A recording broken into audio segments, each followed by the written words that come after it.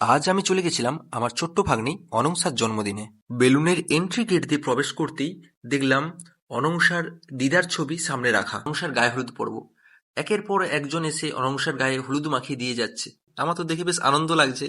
আমি বুঝতে পারছি না এটা বিয়ে বাড়ি না জন্মদিন। আমার লাইফে প্রথমবার এত সুন্দর ঘটা করে একটা জন্মদিন সেলিব্রেশন হতে পারে সেটা আমার জানা ছিল না। এদিকে আশীর্বাদ পর্ব শেষ হতেই আমার দিদি আমাকে বলল, কয়েকটা ভাই ছবি তুলে দে। আর আমিও আমার নতুন ফোনে সুন্দর সুন্দর কয়েকটা ছবি তুলে দিলাম। আমি তো সত্যি অবাক হয়ে গেলাম। স্নান করানোর পর অনংসাকে এত সুন্দর করে সাজিয়ে নিয়ে এসছে যেন মনে হচ্ছে উপর থেকে সাক্ষাৎ সরস্বতী দেবী নিচে আবির্ভাব করেছেন। এ তো অনংসার থেকেও বড় থালা, তাতে আবার দেখছি খাবার সাজানো, তাও আবার নানা রকমের খাবার। সত্যি বলতে কিভাবে আশীর্বাদ করতে হয়, আমি না আশীর্বাদ করলে ভাত খাওয়া শুরু করতে পারবে না, তাই আমি আমার মতো করে একটু আশীর্বাদ করে ফেললাম। তারপর দেখছি সবাই একের পর এক আশীর্বাদ করতে শুরু করলো। অনংসার ছোট্ট ছোট্ট স্কুলের বন্ধু বান্ধবীরাও এসেছে গিফট নিয়ে।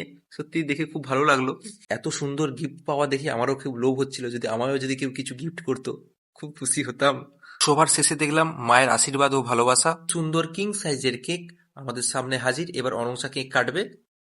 মামা হয়ে আমি কেন বাকি থাকবো, তাই আমিও টুপিটা পরে ফেললাম।